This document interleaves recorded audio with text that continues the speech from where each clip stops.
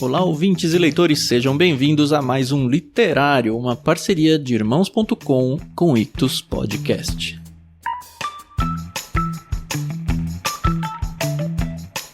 Eu sou o Thiago André Monteiro, @vulgutan, e saí aqui das minhas férias para contar para vocês sobre um literário que a gente fez lá em dezembro de 2019. A gente já mandou esse livro no plano golfinho, tá? Não foi no plano peixe grande dessa vez, não. O plano golfinho é um plano infantil, nós temos sim planos infantis a partir dos 0 anos, e o golfinho destinado a crianças de 11 a 14 anos, nós mandamos e gravamos com o pessoal do Irmãos.com o livro O Pequeno Príncipe, de Antoine de Saint-Exupéry.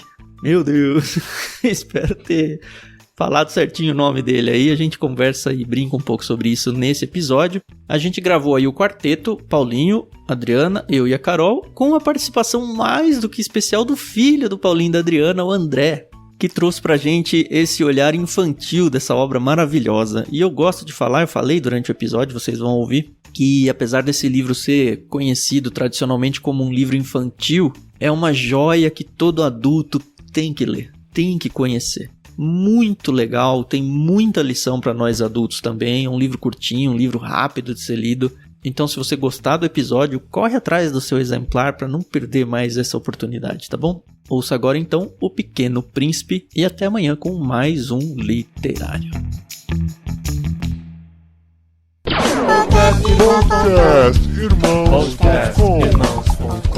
S'il vous plaît, dessine-moi un mouton. Olá, pessoas! Podcast Irmãos.com literário entrando no ar. Eu sou o Paulinho e estou aqui com o Tan, que é o maior representante do adulto que esqueceu da infância aqui no nosso podcast. Que esqueci da infância, o que? Você tá louco? Eu vivo lá, meu. Olá, eu sou o Tan e eu estou aqui com o meu quase xará, André. Muito feliz pela primeira participação dele. Oi. E eu tenho só uma pergunta pro André. André, quando você conhece uma pessoa nova, você pergunta quantos anos ela tem, quantos irmãos ela tem, ou você pergunta quais são as suas brincadeiras preferidas e se ela coleciona ou não borboletas? Eu pergunto quantos anos. Ih, olha aí, olha quem é o adulto aí, ó. Ele já é um adulto já. Mas a mamãe pergunta quantas borboletas. Tá mudando de infância, tá trocando de infância. Eu sou o André, eu estou aqui com a Adriana, que é a rosa do meu planeta. Oh. Até quando, né, Brasil? Até quando? E eu sou a Adriana e eu estou aqui com a Carol, que tem um pequeno príncipe na sua casa. Ai, Eu tô falando do Benjamin, tá? mesmo. É o meu pequeno príncipe, nossa, ai, amei. Eu sou a Carol e eu tô aqui com o Paulinho. E Paulinho, eu gosto muito das introduções que você dá no programa, mas eu vou dizer que você perdeu pro autor, porque que introdução, que dedicatória, que livro incrível, gente. Muito bem, gente. Muito bom, é verdade. Estamos aqui para o último literário de 2019. Para fechar o ano, fechamos com esse livro cativante, eu diria. Pra usar um termo do livro. Clássico dos clássicos. Paulinho, tá na lista dos 100 livros, não? Cara, na lista dos 100 não tá, que eu lembre não está. Mas é porque assim, é a lista dos 100 livros que todo cristão deveria ler e tal, né? Eu colocaria esse livro, com certeza, pelo menos entre os 100. Tem muita coisa pra refletir, muita filosofia, muitos questionamentos que ele levanta. E muito aprendizado. Você aprendeu bastante no livro, Dé? O Dé leu com a gente, André, nosso filho de 9 anos, com a sua primeira participação integral aqui no podcast Irmãos.com, e a gente vai falar sobre O Pequeno Príncipe de Antoine de Saint-Exupéry. Ele já veio pro Brasil lá em Santa Catarina e chamavam ele de Zé Perry. Eu vi isso. Que é Exupéry. Então fechou, vamos chamar só ele assim agora.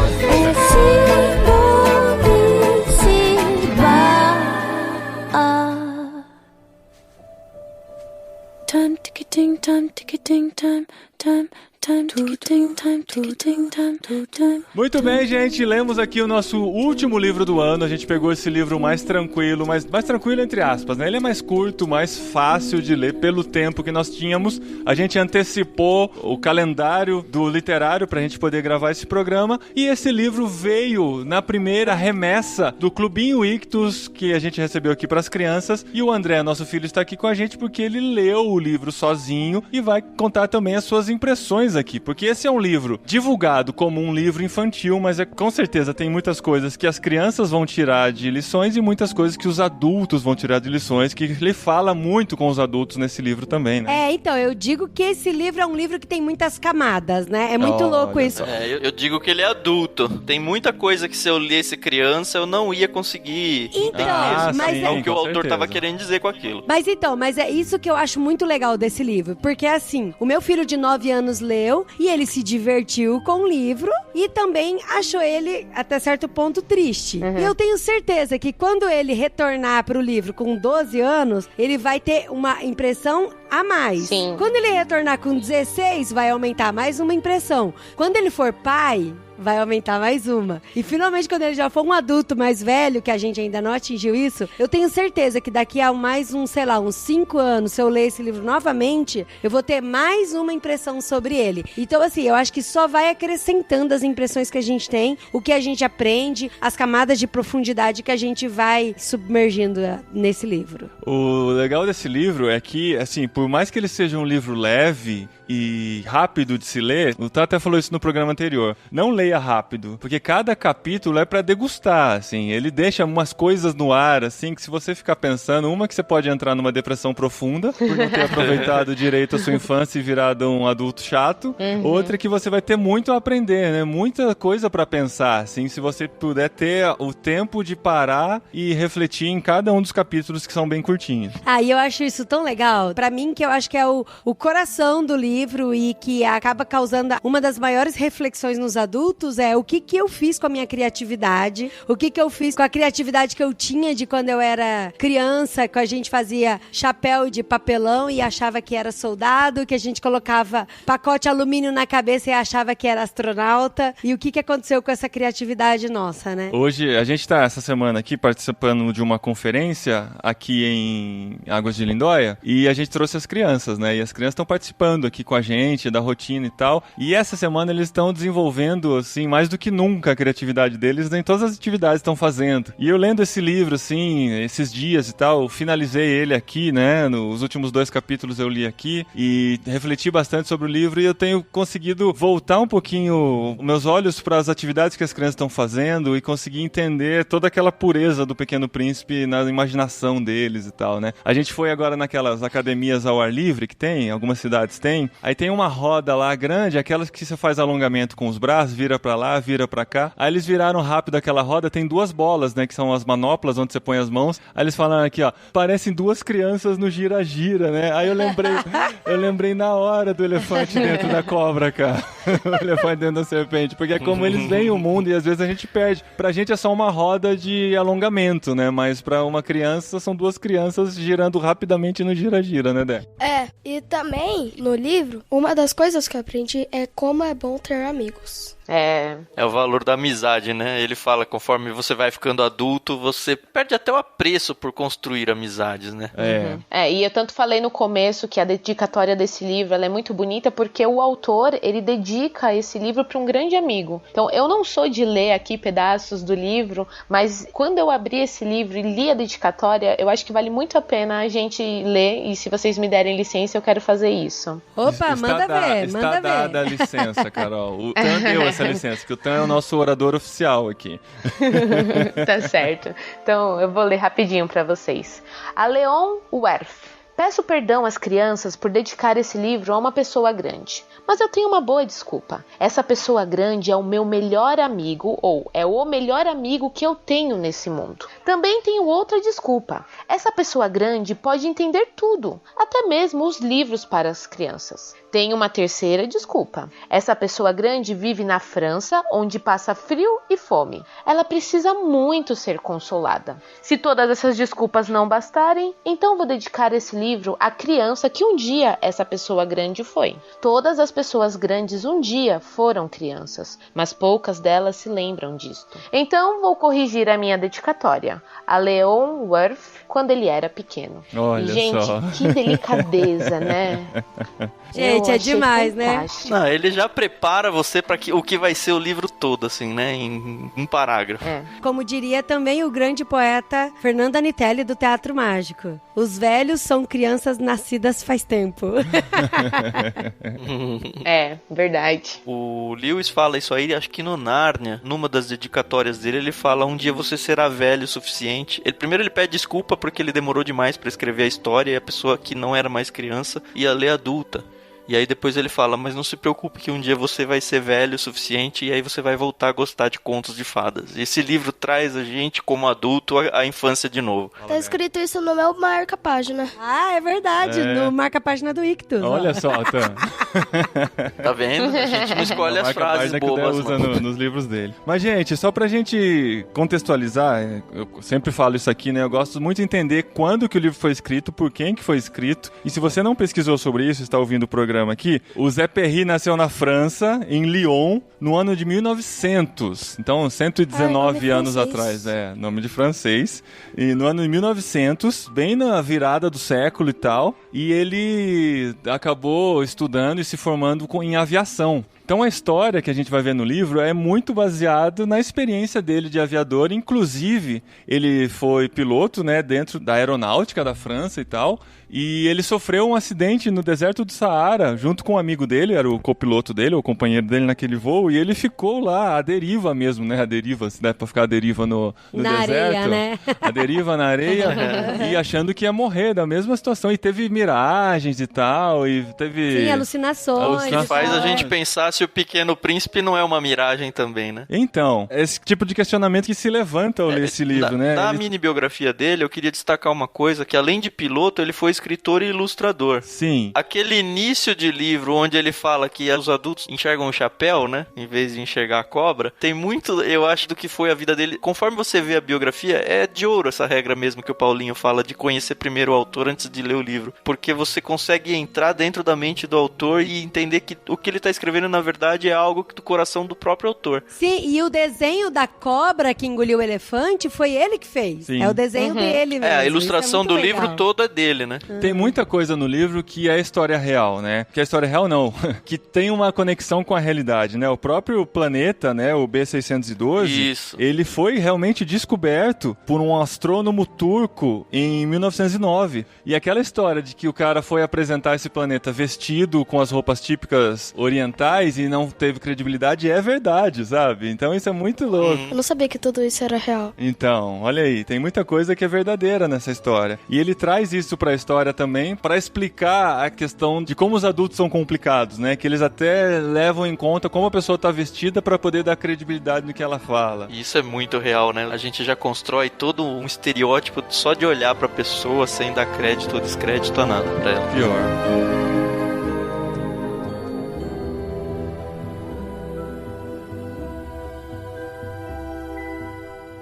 Tá bom, então vamos falar da história, né, gente? Se você ainda não conhece a história básica do Pequeno Príncipe, a minha lembrança do Pequeno Príncipe era uma série animada que passava na TV. Foi o primeiro contato que eu tive, eu era apaixonado por aquela série. E eu descobri que essa série era da década de 70, dos anos 78, 79, e contava essas experiências dele. Eu lembro bem que ele voava de cometa segurando, sabe aquelas redinhas de caçar borboleta? Ele ia de um planeta pro outro com aquele lá, e era uma série com traços de mangá. Aí eu fui pesquisar aqui que era produzido realmente por um canal de TV japonês. E eu lembro dele viajando assim entre um planeta e outro, encontrando os personagens e tal. Essa era o meu primeiro contato. Usando o cachecol. Olha que eu cachecol. nunca vi a série, mas quando eu digitei no Google, eu Não, vi. e tem outras. Tem uma série do Discovery Kids, que era do Pequeno Príncipe, eu acho que a gente já viu passando algumas vezes. E teve um longa-metragem de 2015, que eu quero muito assistir, a gente não teve essa oportunidade. Aqui no próprio livro, no final, tem algumas análises, né, que fala das adaptações pra TV. O último apêndice do livro que o Clube Ictus mandou fala das adaptações pra TV e pro cinema e tal. Só mencionar que a edição que a gente mandou é um livro grande, assim, a capa é grande, é da editora Martin Claret, porque você acha O Pequeno Príncipe de praticamente todas as editoras, né? Ah, então, e isso é uma observação interessante, porque quando eu li numa versão mais pocket. E essa versão aqui que o Ictus mandou é uma versão que é muito completa. Ela conta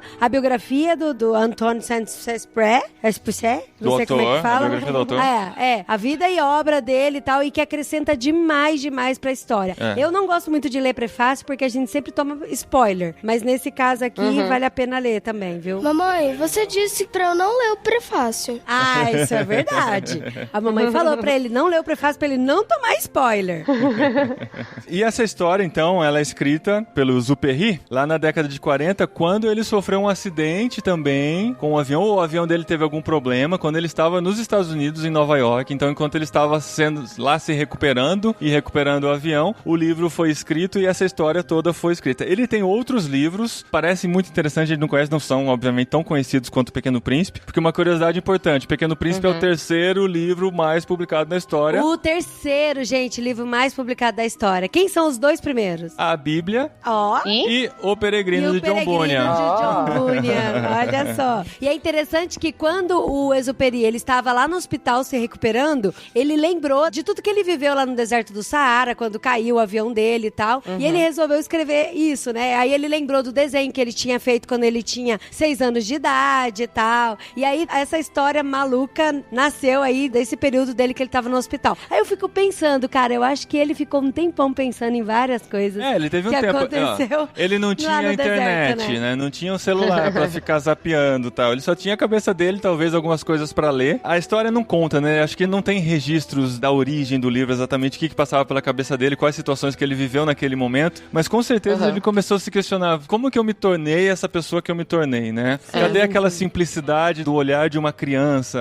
Aquelas coisas que eu sonhava, aquelas coisas que eu imaginava, como que eu reajo a essas mesmas situações hoje e tal, e nasceu essa história do Pequeno Príncipe. Só mais algumas curiosidades sobre o livro. Ele já foi traduzido para mais de 250 idiomas e dialetos, com cerca de 140 milhões de edições pelo planeta, perdendo apenas para a Bíblia e o Peregrino. Gente, eu tenho uma amiga que ela é espanhola, ela mora lá em Barcelona, a Esther, e ela é apaixonada por essa obra, Pequeno Príncipe. Aí eu falei pra ela que a gente ia gravar e tal, e que eu ia mandar depois pra ela o link do programa pronto. E ela faz coleção das edições do livro do Pequeno Príncipe. Olha. Então ela tem várias línguas já. Eu acho que ela tem uns 10 livros de várias línguas, assim. Que legal. E vira e volta ela posta foto, assim, que ela ganhou mais uma versão. A gente podia ajudar aí a Esther, ó, a completar a coleção de 250 idiomas.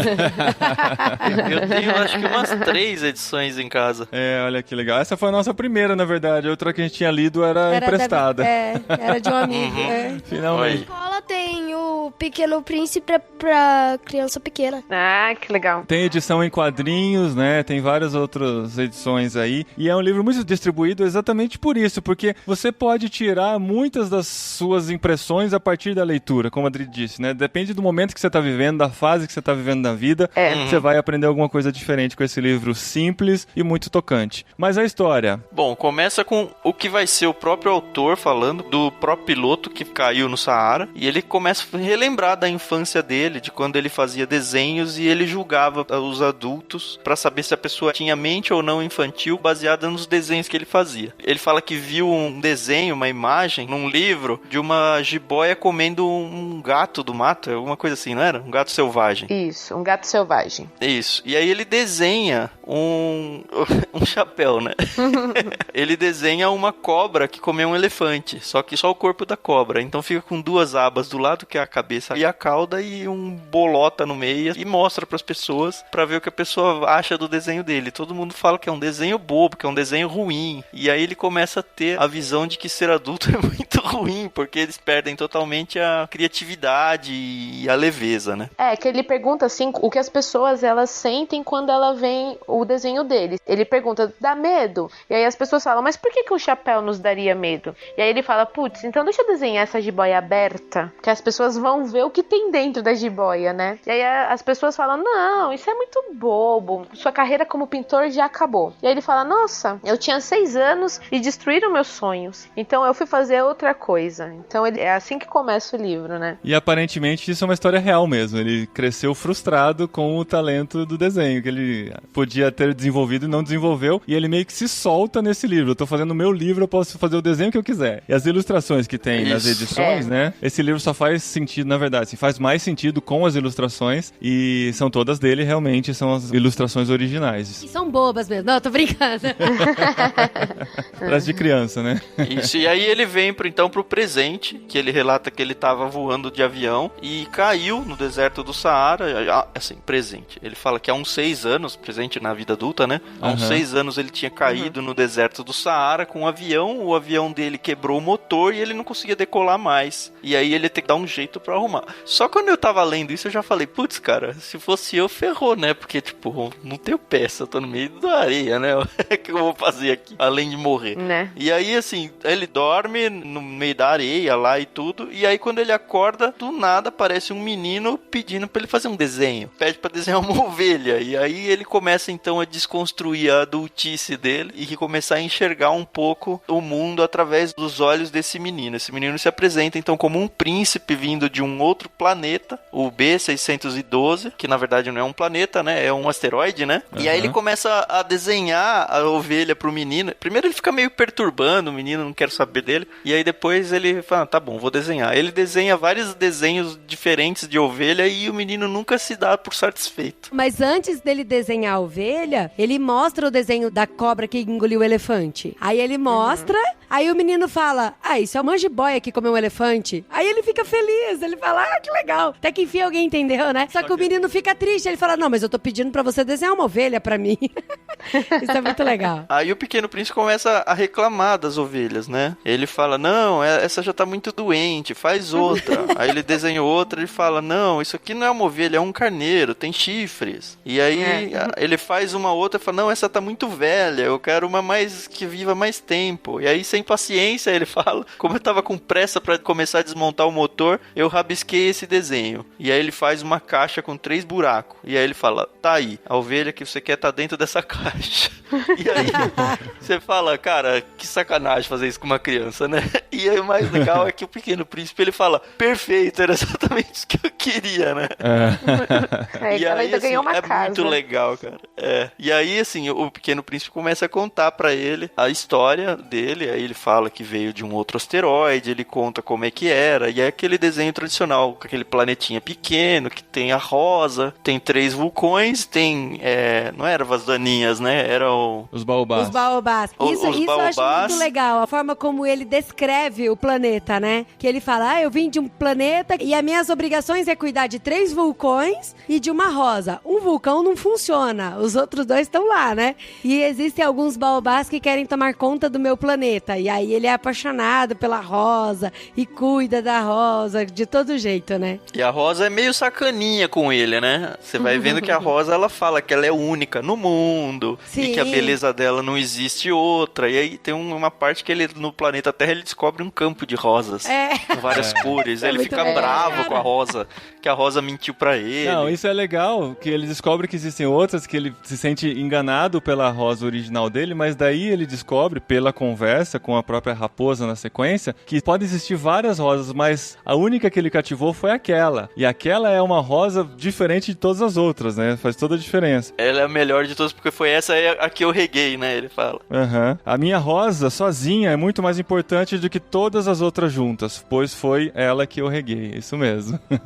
Aí continua, então, ele vai contando a viagem dele, né? A procura da ovelha para comer as ervas daninhas, né? Que seriam os baobás que estariam crescendo lá no planeta e podiam sufocar o planeta. Há um paralelo dos baobás com relação à invasão nazista que dominava a França a partir de 1940, né? Então, contexto de Segunda Guerra Mundial e tal. E ele estava tentando buscar uma solução para acabar com aquele movimento que estava acontecendo lá, né? Então por isso que ele foi à procura de uma ovelha para poder acabar com os baobás e proteger o seu planeta e proteger a sua rosa preciosa. Assim, eu não sei até quanto, assim, faz sentido, mas eu não sei até quanto que isso é interpretação forçada ou não da coisa. Eu acredito que não. Tem gente que diz, por exemplo, que a rosa é a questão da esposa dele e tal. Seria tudo muito bonito, né? Faz sentido, assim. Ele tinha aquela ilusão pela esposa dele e tal, ilusão, né? Aquele amor, aquela paixão e tal, até que ele descobre que existem outras mulheres no mundo e tal, mas ele percebe que a que realmente importa é a dele, né? Porque foi o amor com ela que foi cultivado durante esses anos e tal. Faz sentido nesse sentido, mas ela era bem rabugenta, né? Então não dá pra saber se a esposa era rabugenta também. Porque, né? Algumas esposas são legais, né, Carol? Pois é. Bom, aí ele começa a viajar por vários planetas e conhece em cada um personagens sensacionais, assim. É aí que eu digo que a gente tem que ler com calma. O ideal é ler um planeta, parar, se possível, uns 2, 3 dias e ficar pensando, porque é um microcosmo do que é o mundo. Cada um desses planetas e cada um dos personagens que aparecem nesses planetas. Isso é muito legal, porque cada planeta aparece um personagem e cada personagem parece que dá alguma coisa, de dar uma lição de sabedoria pra ele e pra todos nós, né? Deixa muito eu ver legal com isso. o André aqui. André, antes de chegar na Terra, eu sei que você gostou bastante da conversa com a raposa e tal, que fala de amizade, mas dos personagens que você viu, dos planetas que ele visitou, qual que você achou mais interessante? Mais interessante, acho que o geógrafo. O geógrafo? Uhum. Por que você gostou dele? Porque ele é muito importante, ele precisa de pesquisadores pra descobrir o que tem no planeta dele. Então ele era um cara que registrava as informações, mas ele não tinha acesso a muita informação porque não tinha pesquisadores. Ele tava lá meio que trabalhando à toa, né? E ele vai passando por vários planetas e cada um desses planetas que ele passa, a gente aprende lições incríveis, né? Se eu não me engano, o primeiro planeta que ele passa, ele encontra o Rei Soberbo. Acho que é o primeiro planeta, o primeiro, né? Sim. E pra mim chamou muita atenção, porque o Rei Soberbo, ele queria ser adorado de todas as formas. Ele queria que todo mundo adorasse ele, que se arrastasse ao pé dele, né? De que ele era mesmo... Ele queria ser venerado, essa era a coisa. Mas aí você percebe que no fundo, ele quer ser venerado porque ele é uma pessoa que se sente muito sozinha, né? Isso é muito louco, porque a gente começa a reparar em como às vezes a gente também tem esse comportamento, né? De querer chamar atenção, de querer ser agradável, de querer ser elogiado e tal, porque no fundo a gente meio que se sente sozinho mesmo, né? Então eu acho muito louco isso, né? Esses paralelos que o Pequeno Príncipe faz pra gente. O rei queria ter um juiz, que era o Pequeno Príncipe, que ele queria ter pra ser um juiz. E daí ele descobriu que tinha um rato lá no planeta dele, e daí pediu pra jogar o rato à morte. Mas é só ele e o rato que tem naquele planeta. Por que vai matar o rato? Mas é porque o rato não tinha sido submisso, né? É verdade. Então, ele vai passando por todos os planetas e vai tirando lições que tem a ver com... Pessoas grandes. Pessoas grandes, exatamente. E de todo o planeta ele saía com uma frase. Qual que era, Dé? Realmente as pessoas grandes são muito estranhas. Realmente as pessoas grandes são muito estranhas. Essa viagem do autor, nessa conversa toda, nesse diálogo todo com o Pequeno Príncipe, é ele se encontrando com a própria infância dele, né? E tentando perceber como que aquela simplicidade de uma criança foi se perdendo por conta das situações, por conta do mundo em que vivia, por conta das pessoas com quem se relacionava e tal. E acho que a grande lição que a gente tira da leitura de um livro como esse é como nós temos que cada vez mais voltarmos os olhos pro coração das crianças para entender essa simplicidade da vida e poder levar a vida de uma forma mais leve, né? Então, eu sei que a gente não vai contar tudo, mas tem um planeta que eu queria comentar, que é o planeta do bêbado. Isso eu achei muito engraçado. Essa é muito boa. Porque ele chega no planeta do bêbado e ele fala assim, o que você tá fazendo? Aí o bêbado fala, eu tô bebendo. Mas por que você tá bebendo? Pra esquecer. Mas esquecer do quê? Esquecer que eu tenho vergonha. Mas vergonha do quê? Vergonha de beber. Aí o Pequeno Príncipe foi embora e falou, realmente as pessoas grandes são muito, muito estranhas. É muito sensacional, cara. Por isso que a gente tem essa coisa, né, do livro poder ser tanto para crianças quanto para adultos, né? Porque ele traz tanto a visão inocente da criança, olhando o mundo e falando, puxa, isso é muito estranho, ou isso é tão óbvio, como que você não vê isso? E o adulto, como a gente complica, a gente complica muito a vida, né? E às vezes é tão simples, nós que somos pais, a gente consegue às vezes ter um pouquinho essa visão. Eu tenho sobrinhos que eu convivo mais do que com o próprio Benjamin de tempo, e às vezes o meu sobrinho, ele só quer que eu sente do lado dele e assista TV ou abrace ele, e a gente complica tanto. Não, eu tenho que trabalhar, não, eu tenho que consertar o meu avião que tá quebrado, senão eu vou morrer aqui, e a criança só quer admirar o pôr do sol. Então, é muito legal isso. Pra mim, o auge da crítica nessa simplicidade é quando ele chega na Terra, ele fala: o 7º planeta era, portanto, a Terra. Terra não é um planeta qualquer, nela existem 111 reis, e aí uma crítica já. Se não nos esquecermos naturalmente dos reis negros. 7.000 geógrafos, 900.000 homens de negócios, 7,5 milhões de bêbados, 311 milhões de vaidosos, enfim, cerca de 2 bilhões de pessoas grandes. E ele acabou de falar que as pessoas grandes são estranhas e enfim, a gente se encaixa em um ou mais desses perfis todos que ele desenhou nos 6 primeiros planetas. Porque assim, ele vai traçando todos os perfis através dos outros 6 planetas que ele foi, né? E de repente ele chega na Terra, que é o 7º, e pronto. O 7º planeta é o celeiro dessa loucura toda, né? Onde tem tudo isso. Isso.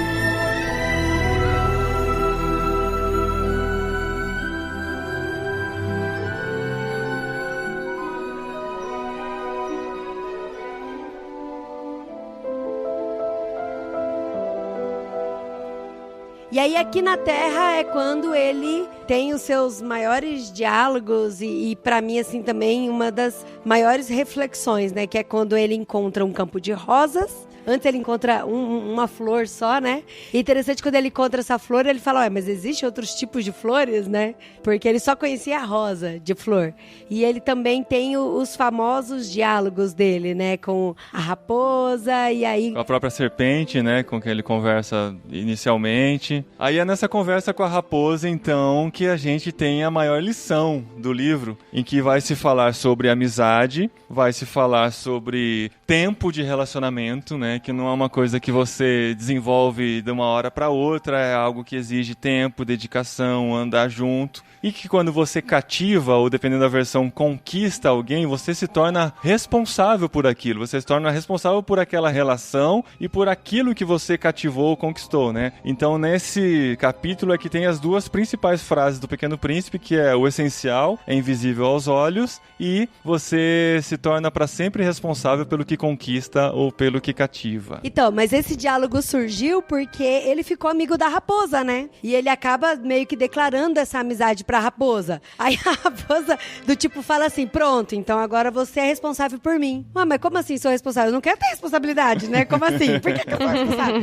Não, mas você é responsável por aquilo que você cativa. Cara, e isso é muito louco, porque assim, igual de novo, a gente lendo como uma criança, a gente tem uma versão de agora eu tenho um petzinho e eu sou responsável por cuidar dele. Mas a gente como adulto, a gente pensa assim, cara, existe tantas questões de relacionamento, de você cuidar da amizade, você cuidar do amor e você cultivar seus relacionamentos, e até questão de relacionamentos amorosos, né? De você ter um amigo, ter um casamento, já sou casada há tanto tempo, né? Não preciso continuar cultivando, não, e realmente eu sou responsável por isso. E essa carga de responsabilidade, ao mesmo tempo que é assustadora, é muito gostosa você saber que você cativou e que você tem algo na sua mão que te pertence, né? Sim, hoje a gente vive num mundo onde a gente compra as coisas e a gente esquece da simplicidade disso, pensando que a gente pode talvez comprar uma amizade, mas não existe isso, né? Eu preciso realmente do desenvolvimento dela. E é legal também que, assim, outra grande lição pra mim que essa história da raposa trouxe, junto com toda a bagagem do livro, é que a gente sempre tem uma oportunidade de fazer um amigo novo, de conhecer pessoas novas, de interagir e de intencionalmente conversar com pessoas e fazer amizades. Aí isso traz de novo a simplicidade da criança, porque as crianças são assim, elas estão brincando, a gente tá na igreja, uma vira pra outra e fala: como é que você chama? Fulano. Vamos brincar? Vamos. Aí estão brincando. Passa um pouquinho, chega, papai, mamãe,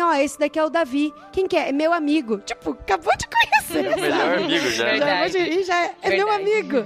E é muito bonitinho isso, cara, é muito legal. E aí tem esse resgate, né, da simplicidade, da amizade, de que a gente gente tem que abrir, a gente tem que se expor e conhecer novas pessoas e tal. Conforme a gente vai ficando mais velho, né, a tendência é a gente se cansar de desenvolver novos relacionamentos, novas amizades, se fecha no grupinho, né? Muita gente é amigo da mesma turma desde adolescente, é um adulto e tal. Mantém a amizade, sim, é legal manter a amizade, mas a gente não pode se fechar num clube e achar que a gente não precisa se relacionar com mais ninguém, que nós já bastamos, né? Até porque esse clube vai diminuindo ao longo da vida, né? Sim. As pessoas vão se afastando e você olha pro lado e já não tem nem meia dúzia. Sem contar da nossa responsabilidade de levar o evangelho para quem ainda não conhece, né? Ou para quem ainda não teve encontro com o Senhor Jesus. Então, se a gente se fecha no nosso grupo, a gente se fecha na nossa zona de conforto e não se abre para novas experiências, novos relacionamentos, a gente vai cada vez ficando mais dentro dos nossos próprios interesses sem se preocupar com os interesses dos outros. E essa conversa da Raposa acho que traz tudo isso à tona pra gente pensar como que a gente tem levado a nossa vida de adulto, né? A gente tem se preocupado em ter mais relacionamentos, em conhecer mais pessoas, em desenvolver novas amizades, ou a gente tem se fechado naquilo que achamos que é a nossa zona de conforto na amizade. Sim, e isso aí acho que se torna mais relevante ainda na época das redes sociais, da internet, onde você fala com todo mundo, mas na verdade não fala com ninguém, né? Não profundamente. E aí, Dé, o que você gostou mais da conversa com a Raposa? Pelo relacionamento, a amizade e o amor que eles tiveram lá. Você acha que o pouco tempo que eles tiveram foi suficiente pra eles desenvolverem uma amizade pra vida inteira? Sim. Você tem amigos que você começou um relacionamento assim e é amigo até hoje? Sim, na escola. Muito bem. Mas aí, gente, eu acho que daí em diante, quanto mais a gente contar, mais a gente vai atrapalhar a experiência de quem leu o livro, né? Eu também acho. Até porque o final é fantástico, né? Magistral esse final dele. Mas contar é estragar o livro. Dependendo da fase que você tá vivendo na sua vida, ele pode ser bem triste ou pode ser bem esperançoso, né? Porque ele traz uma carga de despedida, né? Uma carga de final mesmo de uma jornada, mas traz uma esperança, né? Traz uma esperança que faz com que a gente olhe pra vida de uma perspectiva diferente. Eu não achei triste, eu achei singelo e belo. Foi isso. Assim. Eu acho que esse livro é muito mais pra adulto do que pra criança. Sim. Assim, a criança vai aproveitar, mas eu aproveitei demais lendo ele como adulto, é isso que eu quero dizer. Se você categoriza esse livro como infantil, eu tô tentando lembrar pra quem que eu falei que eu tava lendo o livro Pequeno Príncipe pra gente gravar o programa literário e alguém falou, mas isso não é livro de criança? E aí eu acho que as pessoas perdem muito de aproveitar uma história tão maravilhosa quanto essa por ele ser categorizado como infantil. Por outro lado, isso acaba sendo muito irônico, né? Porque, assim, ele é categorizado infantil, mas que todos nós precisamos, através da história do livro, resgatar um pouco da criança que existe em nós, né? Isso é muito irônico, porque as pessoas que não leem o livro, por ele ser categorizado infantil, e de repente são convencidos a ler o livro, eu acho que isso pode ser um choque muito grande nelas, né? Do tipo, putz, eu não ia ler o livro porque ele era infantil, agora eu entendi que eu preciso resgatar isso na minha vida. É porque o próprio livro discute sobre isso, né? Então, é muito legal. E é curioso que isso tem sido muito atrelado com a questão da criatividade, né? Quando eu estava grávida, uma das maiores preocupações que eu tive é tentar manter a criatividade dos meus filhos no meio desse mundo tão cheio de regras e burocracias e cheio de não pode fazer isso, não pode correr, não pode fazer aquilo outro. E aí eu li alguns livros sobre isso, eu assisti alguns TEDs que falam sobre criatividade e tal. E um desses TEDs que eu ouvi, o cara fala assim que os grandes adultos criativos são aqueles que não deixaram as crianças morrerem, né? Que os adultos criativos são aquele que continuou sendo uma parte criança. Inclusive, tem uma missionária da CEPAL, que é uma grande amiga minha, ela falou pra mim, nossa, Adri, como você é criativa, né? Parece que você é uma eterna criança. Na época que eu ouvi, eu fiquei super ofendida. Eu falei, caramba, será que a menina tá falando que eu sou infantil e tal, né? E aí depois eu entendi que, na verdade, é porque a gente acaba usando essa criatividade lúdica, né? Igual de criança. E isso é uma coisa que eu tenho tentado exercer tanto na minha vida quanto na vida dos meninos. E aí eu percebi que o mundo parece que já não está mais preparado para lidar com crianças. Nem com adultos meio crianças, nesse sentido, não pejorativamente falando, mas com crianças mesmo. Eu levei o Daniel no oftalmologista e lá ele tava curioso, vendo os aparelhos. Aí ele andou de um lado pra sala, andou do outro, viu uns quadros que tava na parede, mal bonito e tal. Gente, assim, normal, super normal. O médico vira pra mim e fala assim, mãe, ele é hiperativo? Desse jeito? Eu virei pra ele e falei, não, doutor, ele é simplesmente uma criança. Porque eu acho que as pessoas esquecem, né, de que criança criança corre no supermercado, criança quer descer a escada de bumbum. Eu saio correndo quando acabar a aula, mas eu não faço isso. Você vai sentir saudade dessa época, É. né? Hoje eu fui levar o Lucas ao dentista, né? A dentista. E aí ela tava contando de uns amigos que ela tem que foram fazer, acho que uma festa, contrataram um animador de festa, né? Recreador. E aí esse recreador começou a gerar várias brincadeiras envolvendo as crianças e os adultos. E falou, cara, tava super legal e tal. Até que chegou o pai do menino, acho que era um aniversário, não sei. Chegou pro recreador e ela ouviu, ela falou que o pai falou assim, olha, eu contratei você justamente pra gente ficar longe das crianças. Nossa, Deus se do você céu. ficar envolvendo a gente, você não tá cumprindo com o seu trabalho. Caramba. Gente, Mas é Pequeno isso aí, o Príncipe, esse mundo. pai com urgência, por favor. Não, mas esse pai corre o risco de não entender o Pequeno Príncipe, né? É verdade. É. Ele vai achar o livro muito bobo. Ele só vai ver o chapéu. Mesmo se eu abrir a jiboia, ele não vai chegar o elefante, não. Uma outra história que eu queria contar, esse período de férias a gente acaba recebendo os amiguinhos em casa, né? E aí um dos amiguinhos estava brincando junto com o meu outro filho, aí eles falaram assim, vamos fazer um campeonato de desenho pra ver quem desenha mais bonito? Aí vamos, então vamos. Aí começaram o campeonato, começaram a desenhar, aí depois um falou pro outro, falou, pronto, agora é a hora da votação, vamos votar nos desenhos? Eu voto no meu. Aí o outro, eu também voto no meu. Mas eu não vou abrir mão de votar no meu, mesmo que o meu pode ser que esteja mais feio. O outro falou, é lógico que eu não vou votar no seu, eu sempre vou votar no meu. Então vamos considerar a votação empatada? Vamos? Então tá bom, então agora vamos brincar de outra coisa? Vamos! Super simples, cara. Se resolveram. Ok, então, Tá né? ótimo. Quando eu vi os dois desenhos, achei melhor do meu irmão, tá? Então tá declarada a vitória, A vitória do do Daniel. Daniel. O desempate foi dado aqui online.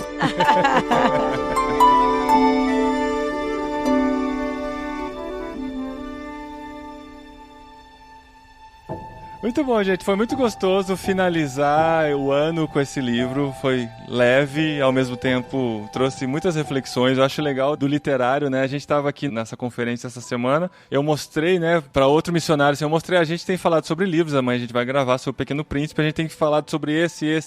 Aí eu mostrei todos os livros que a gente gravou desde o começo do literário. E, cara, como tem sido legal essa experiência, assim, né? De poder mesclar com literaturas clássicas, cristãs e não cristãs, e a gente conseguir entender a cosmovisão desses autores e trazer para nossa vida nos dias de hoje. Essa experiência tem sido muito gostosa, muito prática pra gente. A gente tem crescido muito ao ler esses livros e finalizar o ano com algo tão simples, ao mesmo tempo tão profundo quanto o Pequeno Príncipe. Eu acho que reflete um pouquinho da nossa proposta aqui como literário, né? De trazer uma visão simples da nossa leitura simplificada. A gente nunca se propôs a fazer uma análise profunda, dialética, exegética sobre o conteúdo do que a gente lê, mas simplesmente passar as nossas impressões da experiência da leitura. E eu acho que o livro Pequeno Príncipe traz a gente para a simplicidade de enxergar as coisas mais singelas da vida, aquela coisa da gente não conseguir parar no nosso dia a dia. Eu gostei muito dentro do livro quando fala do cara que inventou o comprimido para você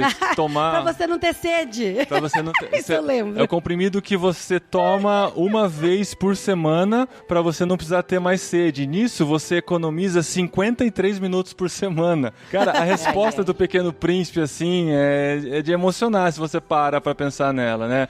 Se eu tivesse 53 minutos pra gastar numa semana, eu andaria bem devagar até chegar numa fonte. Olha isso. É muito bom, cara. Olha que legal. Às vezes a gente quer cortar caminhos, né? Fica buscando atalhos, a gente não para nem pra pensar no processo, do valor do processo, né? De como aquela parada, ela é estratégica pra você pensar na sua vida, pra você sair da rotina, sair do automático e entender que aquilo que você está vivendo é importante naquele momento. Então, a leitura do Pequeno Príncipe traz essa visão pra mim e foi muito legal fechar o ano lendo esse maravilhoso clássico da literatura mundial. Inclusive a gente tá fechando o ano. Eu sei que tem muitas pessoas que vão entrar de férias. Aproveita pra fazer algo lúdico com seu filho, se você tem filho, né? E se você não tiver filho, faz algo lúdico com o seu parceiro, faz uma coisa maluca, sei lá, inventa uma festa fantasia, um jantar havaiano na sua casa, vai fazer alguma coisa meio maluca, inventa umas Olimpíadas com travesseiro, guerra de travesseiro, sei lá, uma cabana no quintal da sua casa, uma cabana na sacada, faça alguma coisa pra você resgatar essa criatividade e essa criança no seu interior. Muito Saiu bom. a campanha Pequeno Príncipe no Irmãos.com. Pequeno Príncipe nas férias. E se você tiver a oportunidade de deixar um comentário, se você puder ler esse livro e disser pra gente o que significou pra você, a gente vai adorar ler, viu? Isso, muito bom, gente. Então é isso, fechamos o ano 2019. Lembre-se do Clube Ictus. Agora estamos em dezembro, épocas de metas de ano novo, e todo mundo sempre tem a meta de ler mais. Um bom jeito de fazer isso é livros chegando na sua casa todo mês. Olha só. E você pode ler com a gente, inclusive, né? Você que ouve o literário, tem bastante gente que acompanha lendo os mesmos livros que a gente. A experiência fica mais legal ainda de ouvir o programa, e você vai ser incentivado a ler pelo menos um livro por mês. Olha aí, nesse ano nós lemos 12 livros garantidos pelo Clube Ictus, mais os que a gente leu paralelamente, e pra gente funcionou muito como uma disciplina bem legal pra gente poder caminhar junto e no final de cada leitura compartilhar com os amigos o que a gente teve de aprendizado na experiência da leitura. O primeiro livro grande que eu li foi da Universidade Minecraft, o Ataque dos Esqueletos. Foi no começo do ano. Olha só, isso, que legal. ele fez de meta, né? E cumpriu. E o Délio leu muitos livros esse ano, o Daniel está lendo muitos livros também. A gente fica muito feliz, assim, de ter esse tempo toda noite juntos pra fazer a leitura. E Dedé, por que você gosta de ler livro? Acho pra aprender. Você aprende muito quando você lê um livro? Você consegue viajar, assim, na leitura do livro? Você consegue se imaginar naquela situação? Isso que eu tava tentando pensar, é isso mesmo. Muito bom. E qual que você acabou de ler? Ô, Tan, você vai gostar desse. Ele acabou de ler aqui no nosso congresso, hoje de manhã, um dos livros que vocês verdade. enviaram. Ele Qual que acabou foi? de terminar de ler. O Histórias de Sexta. Histórias de Sexta, olha aí. Cara, não é muito lindo esse livro, meu? Sim. Fala pro seu pai e pra sua mãe ler, cara, porque Não, eles ele vão chorar. devorou o livro. Ele devorou. Ele tava sentado ali lendo. Eu falei, filho, vamos levantar, vamos tomar café da manhã, vamos sair. Ele, vamos, mamãe, deixa eu só terminar de ler o livro, falta tão pouquinho. Olha que lindo. Ai, que lindo. Esse é outro livro que pode ser de criança, mas é mais pra adulto. Então, eu imaginei. Legal, a gente vai querer ler também. Ele A gente não leu, Mas né? aí dá pra ler o Reinações de Narizinho e da Anne de Cabelos Ruivos. Os dois desse Que mês legal. do Clubinho Ictus. Então, em janeiro, a gente vai ter férias do literário. A gente volta em fevereiro. Siga-nos nas redes sociais. A gente vai decidir o livro pra gente ler no mês de janeiro e gravar em fevereiro. A gente ainda não definiu, mas pra finalizar o ano, escolha um livro aí pra finalizar o ano você, com suas resoluções de ano novo. E em janeiro a gente se junta de novo aqui com o novo literário. Inclusive, você pode fazer nos stories e marcar @irmãos.com. Eu estou lendo um livro. Olha aí. Mostra o livro que você vai ler nas suas férias. Marca a gente, marca o Clube Marca Ictus o também. Aham. E a gente reposta nas nossas redes sociais, que a gente quer ver o que vocês estão lendo, pra gente ter ideias pra nossa nova temporada do Literário de Legal. Irmãos.com, em parceria maravilhosa aqui com o Clube Ictus. E a gente quer Merecida agradecer a mesmo. vocês, viu, Tan e Carol, pela confiança na gente, enviar os livros pra gente gravar e ler e ter essa parceria aí. E vida longa e próspera essa parceria, né, amor? Amém. Valeu, Amém. gente. Amém. Amei. Bom fim de ano, Feliz Natal, Feliz Ano Novo pra todos. E semana que vem ainda tem podcast Irmãos.com. Acabou o literário, mas ainda tem coisa boa por aqui. Você não perde por esperar, eu espero.